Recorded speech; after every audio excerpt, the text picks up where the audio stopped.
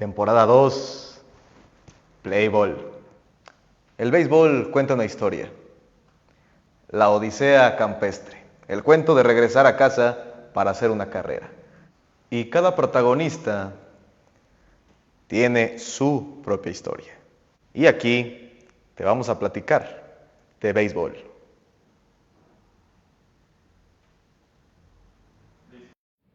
¿Es esta?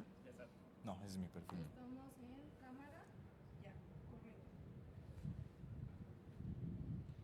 ¿Qué tal amigos? Un gusto grande en saludarlos. Hoy un capítulo muy especial para un servidor, también para la página y para el equipo de PolyArts. Estamos junto a un referente de la crónica en Puebla, más allá de lo que sabemos de los Pericos de Puebla, cobertura en series mundiales, series del Caribe y todo lo que representa el mundo del béisbol en una sola voz en la estampa de Miguel Ángel Birt.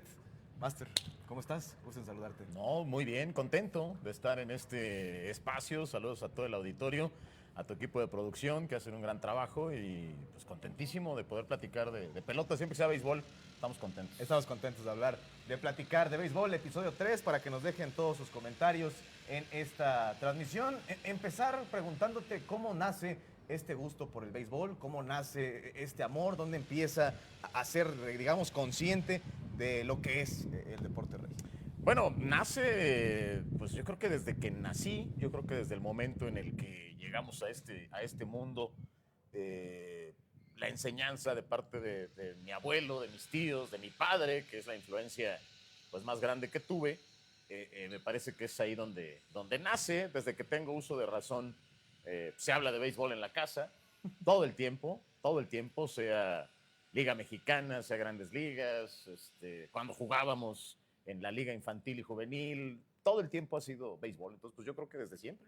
Desde siempre. Desde que Pues nací, sí, prácticamente. así ha sido cuando pues, la familia es beisbolera, ¿no? Cuando todo el ambiente pues, se va llenando de béisbol. Cuando empiezas, digamos, en este gusto, ¿cómo fue la primera etapa ya de jugar béisbol? ¿Recuerdas más o menos qué liga era? ¿En dónde fue? Fue en la Ciudad de México, pero pues, Sí, ¿qué ligas claro. son las que Sí, claro. destacaban allá? Me acuerdo que yo no quería jugar béisbol, mi papá quería meterme a una liga desde muy niño, pero yo no quería y me dijo, bueno, pues yo no te voy a obligar hasta que tú me digas que quieres jugar. Y yo quise jugar hasta los 11 años. Ok. No empecé yo a los 5, 6, a pesar de que la influencia del béisbol y todo lo que te cuento estaba en la familia, pero fue hasta los 11 años, yo empecé jugando en la Liga Lindavista de la Ciudad de México, una liga pues que era la más cercana que nos quedaba, vivíamos muy lejos, la verdad es que vivíamos muy lejos. En esa etapa nos tocó vivir allá por Ecatepec, Estado de México, y entonces para llegar a la zona de Lindavista, que es la zona norte de la Ciudad de México, había que llegar pues por la autopista México-Pachuca y era como 1 hora y cuando había tráfico pues eran como 2.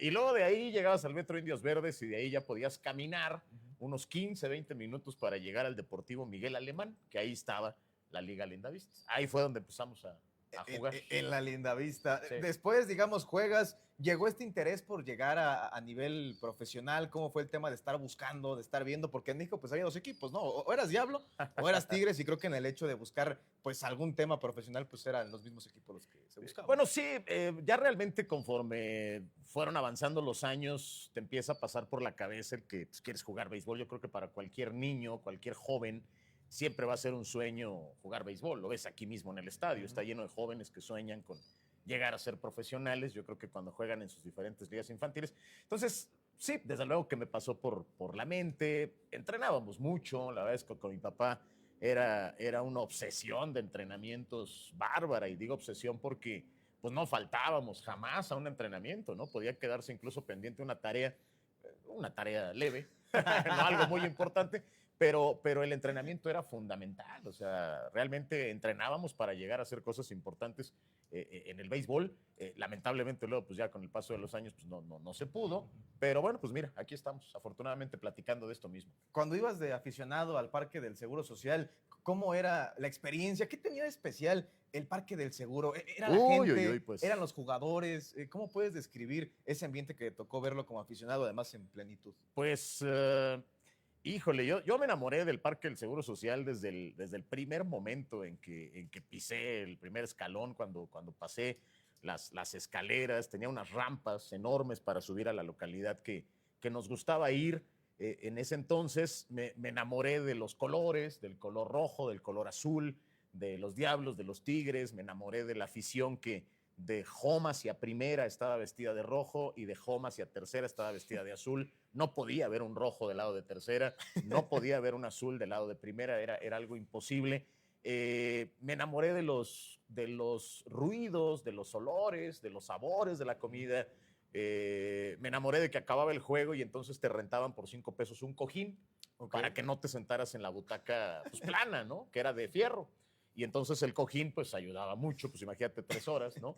Y entonces cuando acababan los juegos, la gente agarraba los cojines y los aventaba hacia adelante a quien le cayera. Era como una guerra de cojinazos al final de los juegos. Entonces te empiezas a enamorar de todo eso, de los jugadores, obviamente, ¿no? Las historias que pues, me platicaba mi padre, mi abuelo, mis tíos, de diferentes personajes. Y bueno, pues de ahí le vas agarrando un amor bárbaro. Y yo a hoy en día, a la fecha de hoy, extraño muchísimo y sigo lamentando que hayan derrumbado el Parque del Seguro Social. Sí, así como muchos aficionados nos lo han también comentado, porque era un parque con mucha historia. Ya en tema de la narración, de la crónica, ¿cómo fue el primer acercamiento en la Ciudad de México cuando ya decidiste, bueno, yo quiero esto, tengo tales facultades, tales facilidades también para hacer esto? ¿Cuál fue el primer paso? ¿Con quién te acercaste para empezar? Híjole, pues más bien fue una necesidad, honestamente fue una necesidad.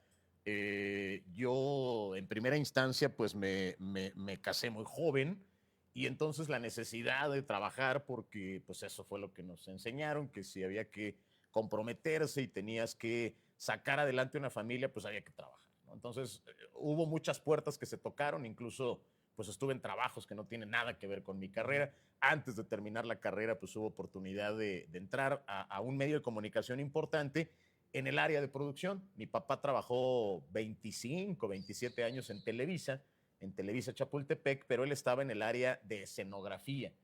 Sirvió para que me contactara con el noticiero de Lolita Ayala, que amablemente la señora Lolita me abrió las puertas para estar en su equipo de producción. El productor era José Romero, Pepe Romero, que era el encargado de hacer el noticiero de las 2:30 de la tarde. Y entramos ahí, me acuerdo que yo me encargaba de revisar los supers del noticiero, que los nombres estuvieran correctos, que los acentos estuvieran bien escritos. Me tocaba hacer los enlaces al helicóptero con Eduardo Salazar, que entonces estaba en el helicóptero, y entonces te enlazas con él y dices, oye, Eduardo, ¿en cuánto tiempo estás listo? No, pues estoy en 30 segundos, y ya, ¿no? Pues ya está al aire, y todo esa labor de producción que es mágica, que la gente nunca los ve a ellos, pero hacen una labor maravillosa. A mí también en ese momento me tocó hacerlo, y ahí fue que conocí a Enrique Burak, porque Enrique Burak es el que daba la sección de deportes en el noticiero de Lolita Ayala, que por cierto a Enrique pues, siempre le dejaban como 2 minutos, ¿no? 2 minutos y medio. Y entonces Enrique Burak de repente me decía, oye, ¿sabes cómo quedaron ayer los Tigres, los Diablos, la Liga Mexicana? No, pues sí, mira, ahí están los resultados. Y un día me dijo, ¿a ti como que te gusta mucho el béisbol? No, pues sí, pues me encanta, Enrique, la verdad es que me encanta. ¿Quieres ir? Me dijo, al estadio conmigo. Ah, pues claro, por supuesto, ¿no? Yo lo único que pensaba era, estadio gratis, voy. Definitivamente. Como sea. Y ahí fue que pues me empecé a ir con él al estadio. Recuerdo que lo esperaba afuera, pasaba en su automóvil, que en ese entonces tenía un auto, me parece que era un auto Cutlass o algo por el estilo. Y pasaba por mí y así fue que empecé a entrar con él al estadio. Ok, o sea, se van juntando las cosas, se van acomodando. Sí. Y entonces, si era con Enrique Burak también, pues te vas codeando de otros nombres muy importantes alrededor de la crónica deportiva. ¿Tú te acuerdas de niño qué cronistas seguías, qué cronistas escuchabas, cuáles tenías bien presente, a cuáles llegabas a imitar? Sí, pues él era uno de ellos. Obviamente al seguir las transmisiones, porque pues cuando te enamoras del juego como tal, sigues las transmisiones en tele, en radio. Me gustaba mucho el estilo de Jorge Sonia Alarcón. El Mago Septién, Toño de Valdés, Enrique Burak, Pepe Segarra, Roberto Sosa. Ahora todos ellos, o la gran mayoría, son buenos amigos. Enrique Burak, recuerdo que alguna vez hice esto con él, ¿no? Para la escuela. Le dije, oye, ¿me puedes dar una entrevista para la universidad? Y salió de Televisa y ahí lo entrevistamos afuera y demás. Pero sí, yo creo que ellos fueron en los que basamos el estilo o el gusto de la narración. Yo creo que Enrique, Toño, te digo ahora todos ellos, Pepito, todos ellos muy, muy buenos amigos. Independientemente de que ellos son los 3 amigos, la verdad es que llevamos una muy buena relación. Ellos conocieron primero a mi papá. Toño siempre que me ve me dice, oye, ¿cómo está tu jefe? ¿No? O cosas así. Y ya ahora, pues, estamos en esto, ¿no? Entonces... Va avanzando el tiempo, te vas ganando de alguna manera ese lugar, se van abriendo las puertas para que quedes como cronista de los Tigres. ¿Qué equipo de transmisión es el que tenían cuando vas arrancando, cuando tenías ahí? Porque hay nombres muy importantes que ahorita pues incluso están en otros cargos, que hacen otras cosas, otros Sí. siguen en la crónica, pero me atrevo a decir que, al menos para un servidor, lo que recuerda de niño, eran de las mejores transmisiones que había en la liga por los nombres también que trascendieron después. Bueno, cuando yo llegué a los Tigres, el cronista principal en casa pues, era Enrique Burak. En casa narraba Guillermo Celis y estaba Carlitos Flores, que es un amigo entrañable de muchos años que ahora trabaja con los Zaraperos de Saltillo. Y ya en las giras narraba Charlie Levy, que también es otro amigo de muchos años que ahora está en Villahermosa con los Olmecas y demás. Saludos para ellos. Pero entonces ellos eran el equipo. Ya después Enrique se va por diferentes razones de trabajo, pues él con los compromisos en Televisa, a veces no podía estar en los juegos y entonces pidió un permiso para irse, creo que a unos juegos, no sé si panamericanos o algo por el estilo. Y ahí fue donde se abrió la oportunidad para mí, porque no había nadie en terreno de juego y entonces el productor me dijo, oye, tú no sabes hacer esto. No, pues nunca lo he hecho, pero sí sé, ¿no? De béisbol sí sé. Algo sale. Algo debe salir. Y recuerdo que me mandó al terreno de juego a cubrir el lugar de Enrique Burak, que entre comillas, porque narraba Memo, narraba Carlos o narraba Charlie, y yo me iba al terreno de juego. Pero no tenían micrófono. No había micrófono inalámbrico. Entonces lo que hacían era montar una línea telefónica de cable que llegaba del Clubhouse de los Tigres a la caseta de los Tigres y yo me paraba en la caseta con ni siquiera un celular, un teléfono convencional. Era un teléfono de estos que marcabas. Ajá, Y entonces grandes, lo así. descolgabas y ya estás al aire, sí, pues ya estoy aquí, sale, pues vas a hablar por ahí. Y entonces yo hablaba así, con la bocina así puesta, ni siquiera como teléfono. micrófono. Recuerdo que los jugadores pues, se me quedaban viendo como, ¿y este qué, no? Pues, ¿con quién está hablando, no? ¿A quién le ¿O está por qué agarra narrando? así el micrófono? ¿Le está narrando el juego a el- su mamá o qué, no? Y bueno, así fue como empezamos. La verdad fue muy difícil porque difícilmente te toman en serio así. Acababa el juego y salías a hacer la entrevista así, con el auricular aquí, ¿no? Oye, ¿qué opinas del juego?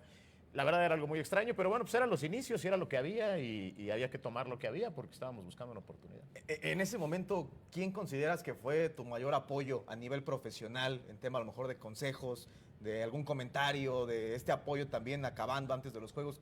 ¿Con quién era ese momento? Bueno, yo creo que es un medio en el que no solo no se acercan mucho a darte consejos, sino que a veces el consejo, a veces hay quien lo toma mal y por eso deciden pues, no decirte decirlo. gran cosa, ¿no?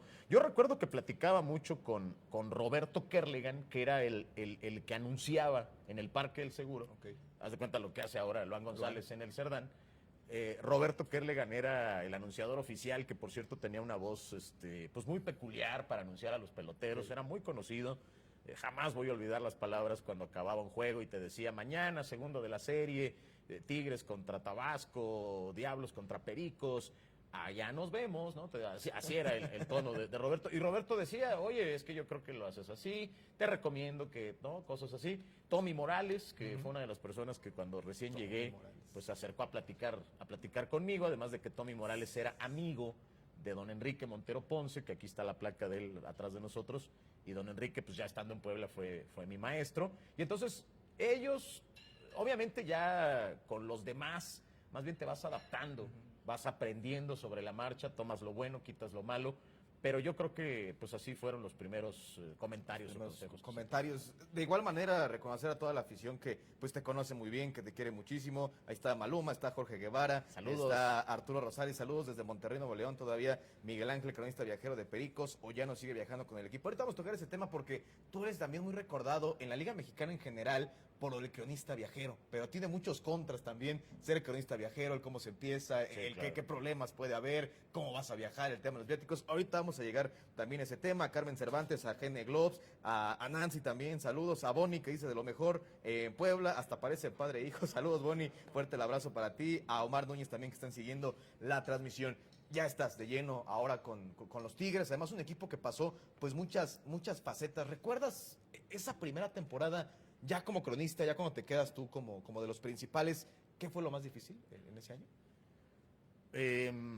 Bueno, es que se juntaron muchas cosas, porque el primer año ya de cronista oficial de los Tigres pues fue la mudanza a Puebla.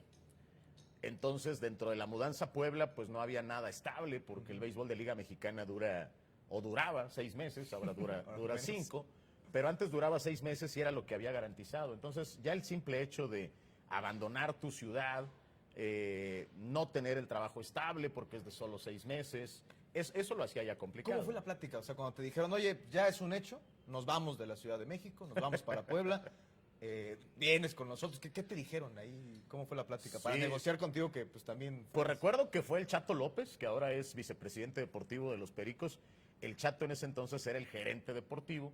El presidente de los Tigres capitalinos era Cuauhtémoc Rodríguez, Chito Rodríguez, que ahora lo vimos con Tepic, en el equipo de los Jaguares de Nayarit, allá en la Liga del Pacífico, ¿no? Pero ellos eran los directivos, pero fue el Chato el que me marcó y me dijo, oye, nos vamos a ir a Puebla, queremos que tú seas el cronista oficial, viajero de los Tigres, tienes que decidir ya, porque pues tendrías que irte a vivir allá, cambiar absolutamente toda tu vida, ¿no? Entonces fue así. Recuerdo que pues, la respuesta no tardé en dársela y había que tomar el riesgo, pero era más por la necesidad que tenía en ese momento de trabajo que por realmente tener la certeza de que era algo bueno, ¿no? Era algo positivo, porque no lo sabíamos. Llegas entonces a Puebla. ¿Cuál fue tu primera impresión cuando llegas a la ciudad de Puebla? Ya había cronistas pues aquí en Puebla, ya una rivalidad también de alguna manera como equipos. Creo que no era nada sencillo ni para el pelotero, directiva, cronistas también, pues es otra historia de la que muy pocos hablan. ¿Cómo era también la primera impresión? Dejámoslo ahí ahorita en Puebla. La primera impresión fue diferente, muy diferente, un estadio que yo no conocía. Llegué a Puebla y lo primero que me dijeron fue, el juego es a tal hora y tienes que ir a un noticiero con don Enrique Montero Ponce a hablar de los Tigres. Ese es tu chamba. Ir al noticiero de lunes a viernes a las 8:30 de la mañana, vas a hablar de los Tigres y luego presentarte al juego. Entonces nos dieron un hotel para vivir 2 meses, una habitación de hotel, no, ojalá hubiese sido el hotel, una habitación de hotel para vivir un par de meses, que era un hotel muy cercano ahí a la Avenida Juárez, donde don Emilio Maurer antes tenía ahí la cantina de los Remedios, que era un lugar que visitábamos muchísimo porque estaba a media cuadra del hotel. Y bueno, cuando supimos que Emilio era el dueño, pues además ya era gratis, ¿no? O sea, más razón. Pero bueno, ahí vivimos un tiempo, entonces yo me acuerdo que me iba caminando toda la Avenida Juárez, de ahí de donde estaba ese restaurant bar, pues estamos hablando que es la 25, entonces bajaba toda la Juárez, pasaba por Paseo Bravo y luego me aventaba hasta la 3 Sur 107 en el 5º piso donde estaba la estación de radio para ir al noticiero con don Enrique y luego el juego, ¿no? Este estadio tenía una reja verde con unos tubos verdes espantosos, no se alcanzaba a ver bien a los jugadores, la verdad es que fue muy incómodo de inicio, el estadio era muy diferente a lo que es ahora, Sí. Entonces eso fue complicado, pero de ahí era nuevo estadio y, oye, te tienes que ir de gira en 2 días, porque nos toca en Veracruz. Y de ahí hay que ir a Oaxaca y de ahí regresas otra vez para acá y viviendo en hotel. Y la verdad es que esos primeros 2 meses, esa primera temporada fue muy complicada. Además de que los Tigres empezaron muy mal. Súmale, además que los Tigres iban Muy mal, eran el último lugar al llegar al Juego de Estrellas y al final se compusieron para llegar a la serie por el título, que finalmente la perdieron, pero como que todo se fue componiendo. Con el paso del equipo, como que todos nos compusimos, nos adaptamos y finalmente se sacó adelante. Me parece muy curioso cómo Puebla, también lo puedes resumir en don Enrique, ¿no? Cómo inmediatamente la llegada Sí. a Puebla relaciona y a futuro, pues, la amistad también que fueron formando con los Tigres. Hablábamos de lo del cronista viajero, desde la primera temporada ya en Puebla, con esta faceta también. ¿Cómo fue la experiencia? Porque no es nada sencillo, la gente creo que no sabe muy bien cómo era la experiencia del cronista viajero cuando había que viajar con el equipo, cuando a lo mejor no se podía. ¿Cómo fue esa trayectoria empezando además la carrera? Bueno, fue muy complicado, primero porque era la primera vez que lo hacíamos. La única responsabilidad era resuélvelo como puedas, pero tienes que estar en Veracruz. Entonces, pues hubo que investigar dónde estaba la central camionera, agarrar los taxis, pedir los viáticos, los comprobantes, pues todas las cosas para poderte trasladar, porque en esa primera temporada, Dan Firova era el manager de los Tigres, y ahora cuando lo veo todavía se lo digo, pero no me dejaba subir al autobús.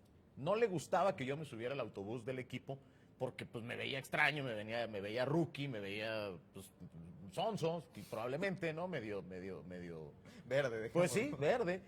y no me dejaba subir al autobús. Entonces la directiva me decía, es que te tienes que ir aparte. Tienes que viajar aparte, vas a agarrar un camión tú solo, el hotel se llama así, tú llegas y ya luego te vas al estadio. O sea, todo al bomberazo, ¿no? A resolver, pero había que resolver. O sea, lo único importante era estar en la transmisión a la hora que empezaba el juego. Ya cómo llegaste, ya es otra cosa. Eso fue muy complicado, ¿no? Y obviamente Dan Figueroa pues, tenía sus razones. Además, el equipo no la estaba pasando bien.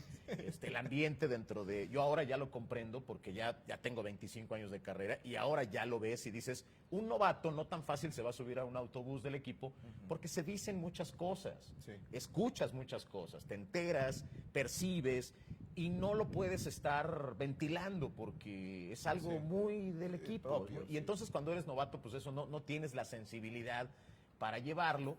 Y por eso ahora le doy la razón a Figueroa de que pues, no me dejara subir al autobús. Saludos al gran Dan Figueroa en esa anécdota de mucho éxito en esta temporada. Los campeonatos, te han tocado muchos campeonatos, te han tocado, la verdad es que muchos eventos importantes, juegos sin hit ni carrera, pero vamos a empezar con los campeonatos.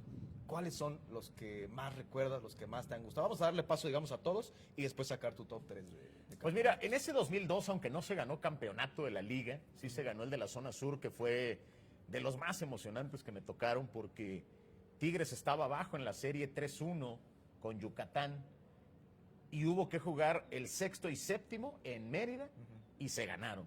Además el séptimo en extra innings. Fue una emoción desbordante. La misma historia sucedió contra Oaxaca en la final de la zona sur de ese mismo año. Nos tenían abajo 3-1 y Tigres fue a ganar el sexto y séptimo en Oaxaca. Y luego lamentablemente en la final se pierde con Diablos, pero en esa final eran los Tigres los que tenían ventaja de 3-1 y terminamos perdiendo la serie porque así es el béisbol, ¿no? Pero esa, aunque no fue campeonato, es de las que más recuerdo. Evidentemente el campeonato del 2005 fue muy especial porque fue solo de peloteros mexicanos. El Estadio Cerdán en ese sexto juego, fue una locura. Ya después con los Pericos lo revivimos otra vez, esos llenos y esos momentos de emoción. Pero ese 2005, y de ahí pues te podría decir que me dolió mucho la de 2010, pero jamás se me va a olvidar porque éramos amplios favoritos para ganar y Saltillo nos ganó en 5 juegos y el quinto juego fue una paliza de 21-3, que fue humillante, ¿no? Ese tampoco se me va a olvidar nunca. Y ya de ahí pues 2016 y 2023 pues tienen un apartado muy especial porque... son diferentes dueños. Me han tocado Carlos Peralta, el contador Rafael Moreno Valle, el licenciado Gerardo Benavides, ahora Pepe Miguel. Son completamente distintos. Cada uno ha tenido sus directivas, cada uno ha tenido sus gerentes, cada uno ha tenido sus oficinas distintas y en todas he tenido la fortuna de estar, de seguir. Es difícil adaptarse a las formas y los modos de cada directiva. Sí. Es muy complicado. Pero ese de 2016 fue muy, muy, muy especial. Muchísimo. Ese sexto juego ahí en Tijuana, caray, hombre, es una emoción desbordante, de verdad. Ese 2-0 con Tapia agarrando el último picheo por parte de Chad Gaudín y alzando los brazos y la imagen. Y 2023 tiene un apartado también muy especial porque la verdad es que nadie daba nada por nosotros. Y en ninguna serie. Cuando logras integrarte a esa motivación del jugador, por eso siempre he dicho que los que de alguna manera jugaron pelota tienen una ventaja sobre los que no lo hicieron porque sientes otras cosas. Okay. O sea, dejas de convertirte en un fan, en una porrista o en un porrista y sabes lo que se siente perder, sabes lo que se siente que no creen en ti, sabes lo que se siente que no creen en ti y te levantas. Sí. Y entonces cuando tú logras tener esa conexión con los jugadores, con el manager, y creo que el 2023 tuvo mucho de eso, de mi parte al menos. No recuerdo que en mis estados, en mis historias, yo subía, estamos acá y estoy con ellos. Y estamos acá y voy con ellos. Voy con y este es mi equipo. Y cuando tú encuentras esa química, es algo maravilloso. Y además muchos años también, decíamos, en Pericos diferentes dueños, lo cual tiene también su valor en cuanto al trabajo que tú desempeñas. Ya en cuestión de las narraciones, cuando es playoff, cuando es final, ¿cambias algo en la forma de preparar las transmisiones? Evidentemente el ambiente del estadio creo que ya te pone, ¿no?, en una vibra diferente a la hora de narrar, de empezar, pero tú ¿cómo lo analizas? ¿Cómo ha sido ese cambio de temporada regular, playoff, finales? ¿Cambias algo? Sí cambian las emociones, definitivamente cambian las emociones, pero debes controlarlas. Con el tiempo aprendes a controlar esas emociones, porque efectivamente te pueden provocar que digas algo que no es, o que digas algo con el sentimiento, ¿no? Siempre debes hablar pensando antes y no sintiendo antes, ¿no? Si tú te dejas llevar por lo que sientes, cometes errores, y es ahí lo que no puede pasar. Si te preparas diferente, si te motivas diferente, sí se tiene que llevar la transmisión diferente también, porque el público está motivado, está obviamente más propenso a que esa emoción llegue. De modo que sí. Ahora, la preparación documental realmente no tiene por qué cambiar. Okay. Todos los juegos nosotros tenemos la responsabilidad de saber todo lo que pasa, quiénes son, de dónde vienen, cuándo nacieron, qué los caracteriza, en qué se parecen, en qué no se parecen, la fecha, el estadio, la gente, la gastronomía, el clima. Es una responsabilidad de todo el que se sienta a narrar un juego, saberlo todo lo que está ahí. Y si no lo sabes, investigarlo. Claro. Ya sea preguntando, o bueno, pues ahora la herramienta del internet saca de todos los hoyos del mundo. Te ayuda muchísimo. Estamos cerca de la primera pausa. Antes de eso, te voy a tener que comprometer con una pregunta, a ver hasta dónde llegamos en esa pregunta. De los compañeros de transmisión que has tenido, ¿con quién te has sentido más cómodo? No digamos quién es el mejor. ¿Tú con quién has estado pues más a gusto? No sé si en mejor ambiente. ¿Con quién te quedas, digamos? Porque has trabajado con mucha gente. Bueno, pues definitivamente contigo, ¿no? Lo damos por hecho. No, bueno, pues obviamente es diferente, pues tú tienes poco tiempo y demás, me parece que nos hemos adaptado muy bien y vas aprendiendo muy rápido. Pero gracias. Bueno, los años que llevo con Edgar Pérez, pues definitivamente es un tipo agradable que además está disponible siempre para chambear. Pues yo creo que Edgar Pérez y Pablo Grajales. Pablo ha sido un amigo durante muchísimo tiempo. Nos tocó transmitir 5 años juntos a los Tigres. Y luego nos tocó un año aquí en Puebla con los Pericos. Ya de ahí nos tocó un clásico mundial juntos también en 2009 en ABC Radio en la Ciudad de México. Pero pues yo creo que con ellos, mira, realmente tienes que ser muy, muy adaptable, ¿no? O sea, cuando nos tocó Serie del Caribe con Juan Ángel Ávila, por ejemplo, pues fue algo muy fácil porque te adaptas muy, muy rápido con ellos, sí. ¿No? Con don Gonzalo Camarillo, en paz descanse, que ahora va a ser candidato al Salón de la Fama, también fue muy fácil adaptarse porque son gente de béisbol. Yo creo que lo más difícil es cuando te toca a alguien que no es gente de béisbol. Ahí es cuando se complica un poco porque empiezas a oír cosas que no son y no puedes exhibir a nadie ni puedes tampoco corregir en el momento nada porque se oye mal. Y rompe un poquito tu ritmo. Y ¿no? Rompe el ritmo, claro, ya te desconcentró porque pues ya la gente va a decir, no, pues ese no sabe, ¿no? Entonces, eso es lo que lo hace un poco más difícil. Estamos por ir al primer corte, vamos a aprovechar para leer sus comentarios. Carmen Cervantes, muchas felicidades por la entrevista, Junior. Muy interesante saber sobre la carrera tan importante también para nuestro equipo. A la Tripa Jiménez también que está siguiendo la transmisión. Querido Tripa, saludos. No, ¿te acuerdas ahí de la Tripa, los momentos? No? Es que has visto aquí debutar a muchos peloteros, ya los viste también retirarse a muchos peloteros también. Son años de trayectoria muy importantes. Ahorita vamos a pasar ya de lleno a la etapa final de los Tigres y la etapa también con los Pericos de Puebla y el nombre que está aquí atrás que por supuesto es muy importante. Santiago Nava, saludos, exceso de calidad en la entrevista. Gracias también a Dani con el comentario. Pronto vamos para el ático 303, Dani. Pronto vamos por allá a grabar. Qué barbaridad. Con muchísimo gusto, amables amigos. El foro abierto para que nos dejen todos sus comentarios. Hoy va a estar respondiendo lo que le pongan, lo que le pregunten. Hoy lo va a responder. Si hubo por ahí algo que tengan duda, que si prefiere a los Tigres, a los Pericos, aquí pregúntenlo y aquí lo vamos a responder. Hoy no se puede zafar, hoy no hay manera de esquivar ninguna pregunta. Todos los picheos van por ahí y vamos a tener que hacer eso. Entonces, vamos amigos con nuestra primera pausa. No se vayan porque continuamos con esta entrevista en Platiquemos de Béisbol con Miguel Ángel.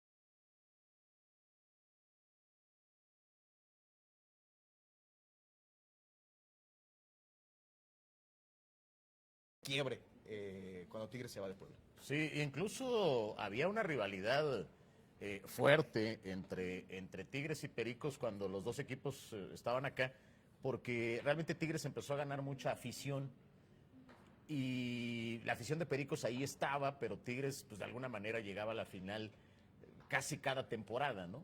Parece que casi cada temporada, no sé, 2002, 2003, 2005, o sea, estuvo 5 años y Tigres llegó a 3 finales. La verdad es que cambiaron algunas cosas cuando los Tigres deciden irse a Cancún y entre las que cambiaron ya no estaba, pues ya no estaba el Chato López, Claro. por ejemplo, ¿no? Ya estaba de gerente deportivo Francisco Minjares y Francisco Minjares fue el que habló conmigo cuando ya se había tomado la decisión de que se iban a ir los Tigres a Cancún. Y el Pollo me hizo la invitación de, oye, pues vámonos a Cancún. Ok. Allá puedes otra vez pues buscar la chamba. Mismo proceso, ¿no? Ahí, Lo mismo, reinicio. nada más que había 2 detalles. El primero es que en los 5 años que yo estuve con los Tigres en Puebla, los Tigres me pagaban los 12 meses del año. Aunque solo había temporada 6 meses, llegó un punto en el que los Tigres Te arreglaste todo el me año. contrataron de todo el año. Ok. Con, pues, la condición de que yo no anduviera buscando trabajo por otro lado, ¿no? Pero eso fue muy afortunado porque, pues, había trabajo los 12 meses del año. Entonces, la primera cuestión que cambió con lo de Cancún era que ya no estaba garantizado que te pagaran los 12 meses del año en Cancún. Era solamente la temporada. Eso ya, pues ya no era conveniente. Y lo segundo que cambió, pues es que en ese proceso de 5 o 6 años, cuando yo llegué a Puebla, pues todavía no tenía el compromiso de una familia y demás. Cuando ya los Tigres se van, pues yo ya tenía 2 hijos, yo ya tenía responsabilidades, yo ya tenía que responder, pues de otra manera, ¿no? Sí. Yo creo que si hubiera estado soltero, sin compromisos, yo me voy a Cancún. Feliz de la vida. Pero ni la pienso, ¿no?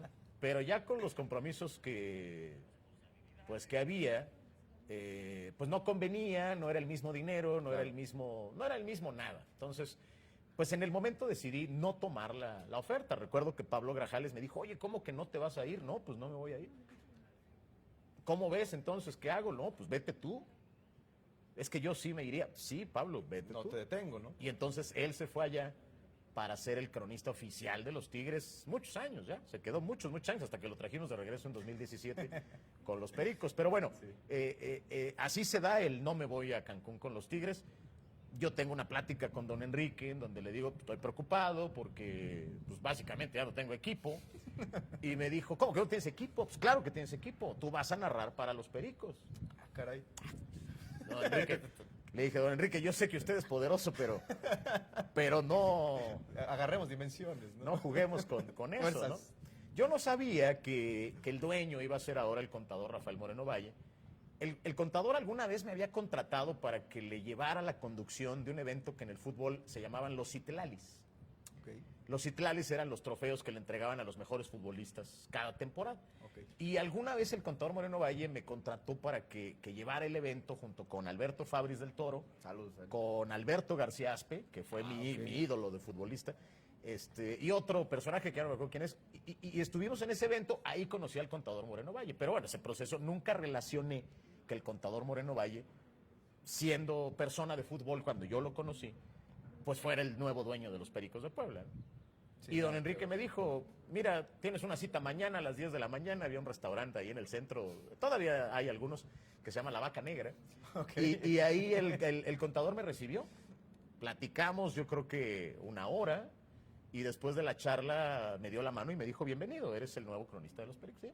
Así fue que se acabó mi preocupación, llegamos a un buen acuerdo, y así fue como pues iniciamos este proceso con los Pericos de Puebla desde el 2007, o sea que ya va a ser 20 años Sí. que llegamos a los Pericos. Esta temporada es la número 19, ya con los Pericos de Puebla. Y se viene, por supuesto, la temporada 20. Ya contaste ese quiebre.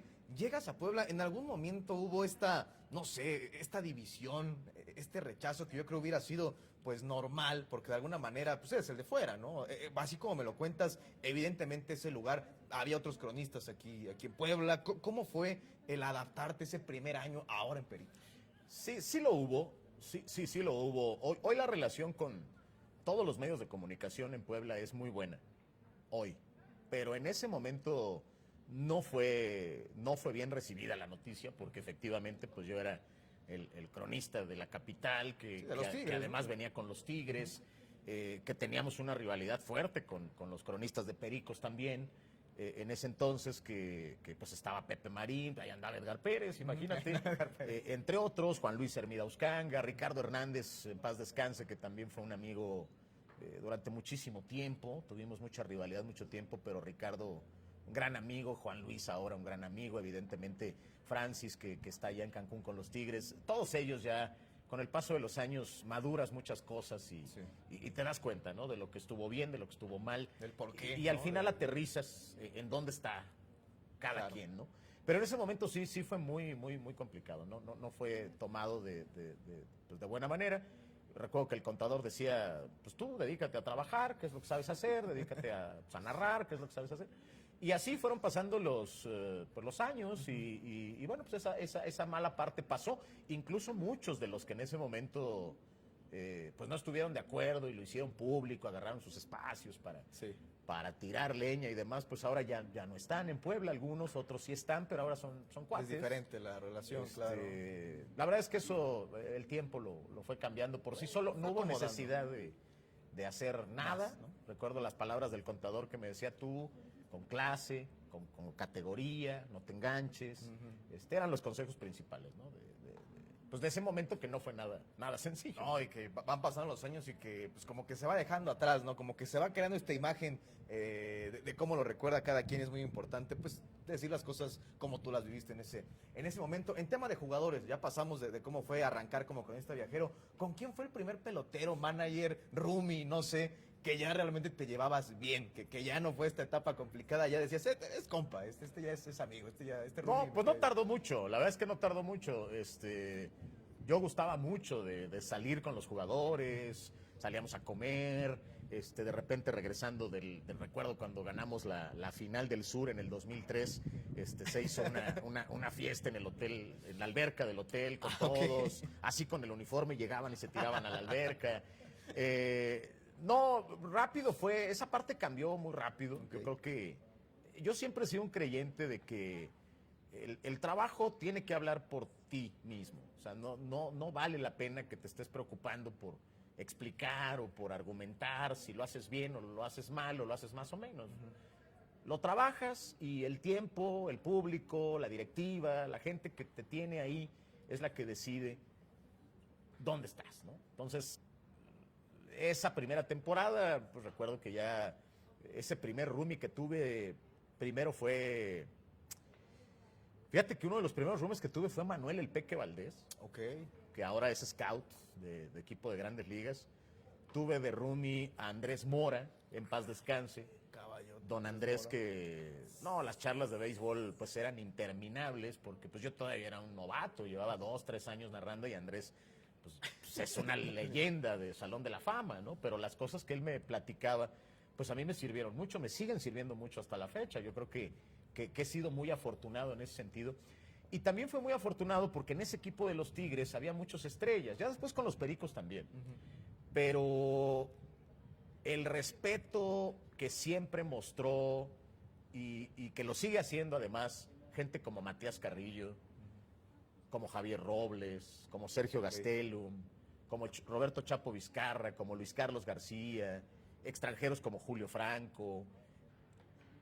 Para mí fue muy importante, porque siempre los viste de una manera como personas inalcanzables, como jugadores que Ídolos, ¿no? ídolos que decías, no, yo no me puedo acercar a ellos, ¿no?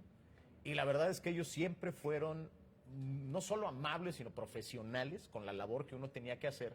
Estoy seguro que muchas veces se dieron cuenta que uno andaba medio novato y de todos modos te brindaban la posibilidad de que lo hicieras y eso para mí fue muy importante. Y hoy se los sigo agradeciendo muchísimo a todos ellos y ahora pues es muy diferente la relación, ¿no? Sí. Y ahora es pues una amistad de décadas con todos ellos. Entonces eso fue muy importante para mí. Quiero tocar el tema de don Enrique Montero Ponce en cuestión de los trabajos que llegas a hacer fuera de Puebla, series mundiales, coberturas. ¿Cómo era ese trabajo? Porque yo nomás me acuerdo de niño, pues que había el enlace, ¿no? Y está desde no sé dónde, y ahí está el enlace, y ahí estabas 2 minutos, y luego le daban pues medio al fútbol, que pues ahí no me gustaba eso. Pero, ¿tú cómo recuerdas esa etapa? Híjole, cada vez que recuerdo algo de don Enrique Montero Ponce, la verdad es que, pues sí me da mucho sentimiento porque fue un gran mentor, fue un gran maestro, pero también en momentos donde te cambias de ciudad, de casa, dejas a la familia y todo, fue como un padre, como un abuelo. No solamente él brindó su conocimiento a nivel profesional, sino también como persona, como ser humano. Yo le aprendí demasiado a don Enrique y esa parte de cuando recién llegamos a Puebla fue incierta. Recuerdo que alguna vez le dije, oiga, don Enrique, pues le queda un mes a la temporada, yo en un mes me despido, porque me dijo, bueno, y tú aquí acaba la temporada y ¿qué haces? Porque así era don Enrique, ¿no? ¿Qué haces? No, don Enrique, pues tendré que regresar a la Ciudad de México a buscar trabajo o algo, porque pues todavía no tenía yo el acuerdo con los Tigres y demás. Y fue don Enrique el que habló directamente con el ingeniero Carlos Peralta para conseguir el acuerdo con los Tigres de los 5 años. Y me dijo, te vas a quedar en Puebla y quiero que hagas un programa de béisbol. Es más, va a ser de deportes, pero que predomine el béisbol. O sea, vas a hablar de béisbol y lo que sobre de minutos lo tratas de los otros deportes. Quiero que lo hagas a las 8 de la noche. De 8 a 9 de la noche, aquí mismo en el radio.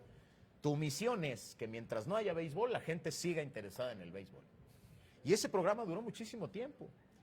Empezó a servir tanto que empezaron a interesarse patrocinadores. Y ahí fue donde le dije a don Enrique, mire, tú mételos, anúncialos, me decía don Enrique, tú mételos, anúncialos. Es más, si de ahí sale para que cubras algún evento deportivo, hazlo.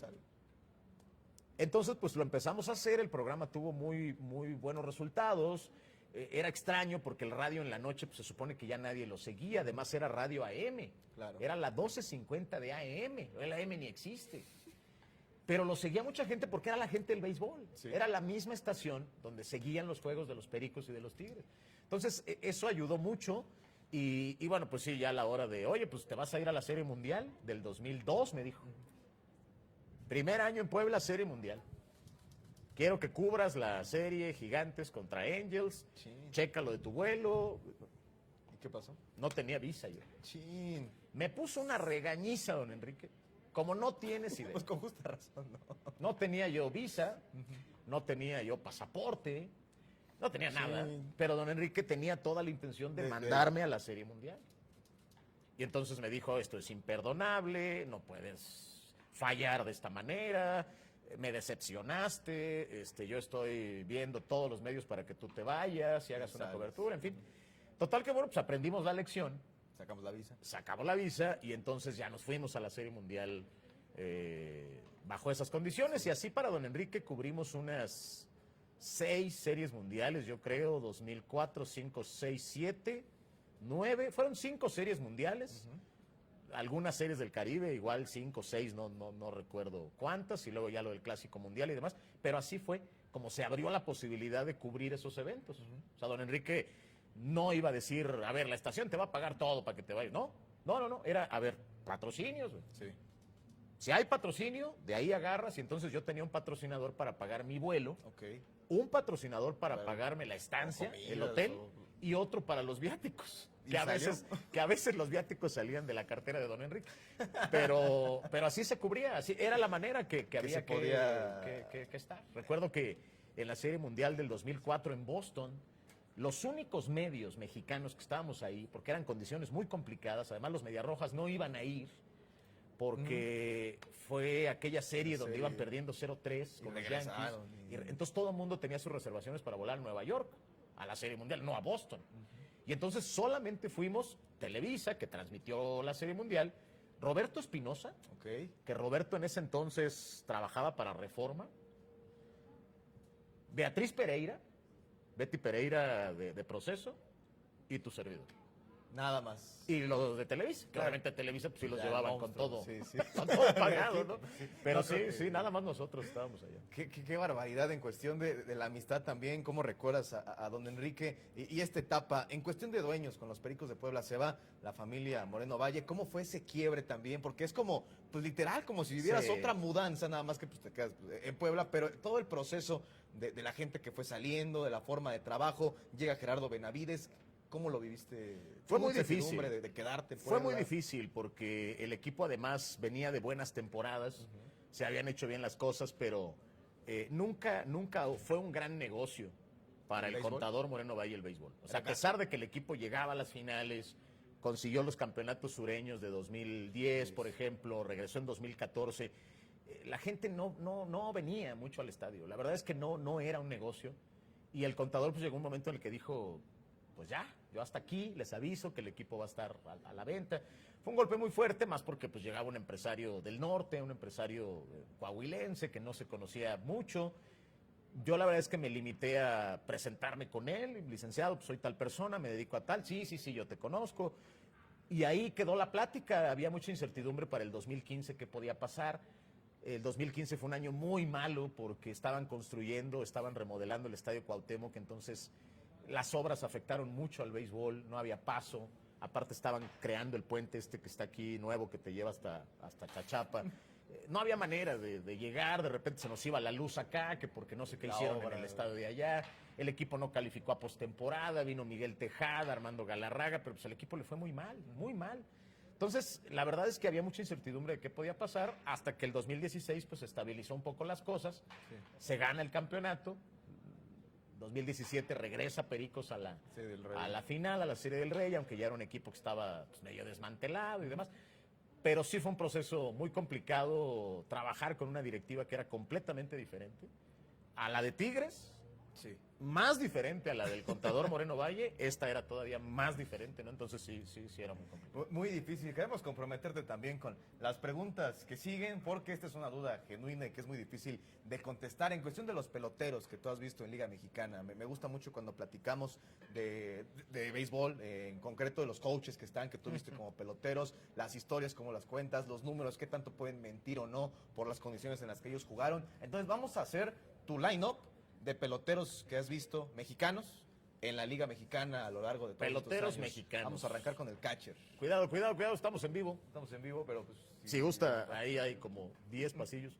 Pues yo creo que, a ver, peloteros mexicanos, un line-up, a ver, de posiciones, line-up es un poquito más Sí, complicado. sí, vamos Pero por posiciones, el catcher. Vamos a arrancar con... Ahorita ves los pitchers. Eso es al final. híjole, Receptores. pues es que... Que ojo, vamos a hacer el hincapié de los que tú viste, ¿no? Porque si nos vamos a números, historia, pues hemos hecho programas de eso, pero ya cuando hablamos de lo que tú viste, creo que cambia un poquito pues, el panorama. Bueno, yo creo que como catcher me quedo con Miguel Ojeda. ¿Ok? Me quedo con Miguel Ojeda y la verdad me cuesta mucho trabajo no incluir a César Tapia como número uno ahí. Miguel Ojeda llegó a Grandes Ligas y pues fue lo que vi desde muy niño, pero Tapia para mí ha sido, me parece que incluso recibe menos reconocimiento del que debería, porque fue un inmortal de los Pericos, ¿no? Sí. Hizo cosas muy importantes, Tapia. Pero bueno, me quedo con Miguel Ojeda. En la primera base, aunque no me tocó verlo, pero como jugador mexicano me quedaría con Ronnie Camacho. ¿Ok? Como primera base. Me quedo con Ronnie en primera. En segunda base me quedo con Carlos Chispa Gastelum. En las paradas cortas me quedo con el Borrego Sandoval. En la tercera base... En la tercera base me quedo con Nelson Barrera. ¿Ok? Y ya en los jardines, pues yo diría que en el jardín derecho Matías Carrillo, en el central Daniel Fernández y en el izquierdo Cornelio García. El bateador designado sería Héctor Espino. Con pitchers. Mi pitcher derecho sería Jesús Chito Ríos. ¿Ok? Y mi pitcher zurdo sería... Híjole, está muy difícil, muy difícil. Pues yo creo que Ángel Moreno. Ángel Moreno también lo vi muchos años y todavía a los 50 años me tocó verlo ganar un campeonato de picheo, además lanzando en el Foro Sol, que era más difícil pichar todavía. y a los 50 años Ángel Moreno ganó el título de picheo, así que más o menos, así, muy difícil. Muy bueno. Muy complicado. Ese line-up, además, pues, de quien viene, pues, tiene todavía más peso. Extranjeros, vamos a armar también un top 3 de peloteros extranjeros que tú has visto, que has narrado sus juegos en la Liga Mexicana. Por ahí yo puedo intuir que puede aparecer Julio Franco, pero pues nada más. Yo quiero saber los otros dos también, a quiénes más pones en ese... Y son poquitos, o sea, creo que está muy difícil top 3. Si salen más nombres, pues que salgan más nombres. La prueba es muy difícil. Sí, Sinker pegado. Me siento como que en el examen de trigonometría, que no sabía qué demonios contestar. Pues en ese top 3 indudablemente tendría que estar Julio Franco. Ok. Sí, tendría que estar Julio Franco. En ese top 3, híjole, pues tendría que estar para mí Ty Gainey. Ok. Ty Gainey y yo creo que Willie Aikens. Sí, y me estoy yendo pues meramente al tema de bateo, ¿no? Sí, porque pues, si vamos a pitchers... Pero esos tres yo creo que no eran Otra cosa. monstruos. Vaya, ahí sí no había pierde, ¿no? O sea, eran extranjeros que llegaban a resolver el asunto. No había de que falló con casa llena y de que batió para doble play. Y eran extranjeros que marcaban una mucha diferencia. Que de eso se trataba el extranjero antes. Que fuera el la extranjero pieza... marcara la diferencia, ¿no? Muy, o sea, por eso solo había 3, 4, 5, porque marcaban la diferencia, ¿no? Se subía a pichar el extranjero y marcaba la diferencia. Sí. Se subía a cerrar el extranjero y no fallaba, porque marca la diferencia, ¿no? Ahorita ya, pues ya es muy diferente todo. Sí, totalmente. De acuerdo contigo. La motivación es muy importante a través de los años, cómo esa motivación puede ser la misma, puede cambiar. Ya me platicaste la razón por la que entras al béisbol, que es más una necesidad. Pero después de esa necesidad, ¿cuál es la motivación de seguir haciendo? No, pues el béisbol. El béisbol, realmente la carrera de comunicación, que por cierto ya ni existe como tal, porque ya ahora ya se llama de otras maneras, pero cuando yo estudiaba se llamaba Ciencias de la Comunicación y Periodismo. Ya no existe así la carrera, pero bueno, la razón para estudiar comunicación fue estar en el béisbol. Cuando no se pudo ser jugador profesional, porque simplemente no teníamos el talento necesario, a lo máximo que nos tocó aspirar fue a la Liga Metropolitana del Parque del Seguro Social.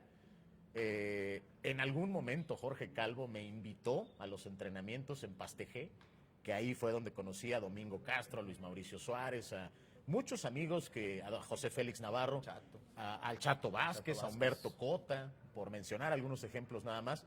Con todos ellos conviví de chavo porque me tocaba jugar con ellos. Pero realmente nunca llegué, o sea, la realidad es que nunca pude hacerlo. Entonces cuando me di cuenta que como jugador no podía tener una carrera, porque ese era pues, el motivante principal del béisbol, sabía que estudiando comunicación pues probablemente podía hacerlo. Además de que a mí me gustaba estar, ¿no? Oír los juegos y luego pues en tu mente narrarlos. Yo jugaba el Nintendo, no sé cuánta de la gente que esté viendo el programa, yo creo que nadie, es de la época del Nintendo, pero yo jugaba Nintendo Béisbol y entonces mientras jugaba el Nintendo narraba mis juegos.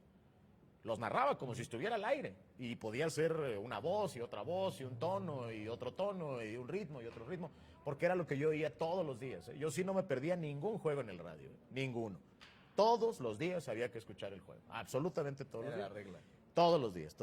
Y la verdad es que sigue siendo una enfermedad. A veces reflexionas sobre el tiempo que le has dado, invertido al béisbol y reflexionas que pues son muchas horas de tu vida, muchísimas horas, pero no... Cuando realmente te gusta, cuando realmente te apasiona, cuando realmente amas esto, vale la pena. ¿Qué consejo le darías a tu yo del pasado que le acaban de anunciar que Tigres se va para Puebla, que viene toda una aventura, que viene una incertidumbre pues muy grande, pero tú con lo que ya sabes, ¿qué le dirías a ese tú del pasado? Le diría que no se puede preocupar por las cosas que no están en su alcance, en su control. Le diría que solamente se puede uno preocupar por lo que puede hacer, por lo que realmente tiene a su alcance controlar. Lo que no está a tu alcance, que no te preocupe, que no te estrese, que no te enganche, que no te haga sentirte mal, decaído.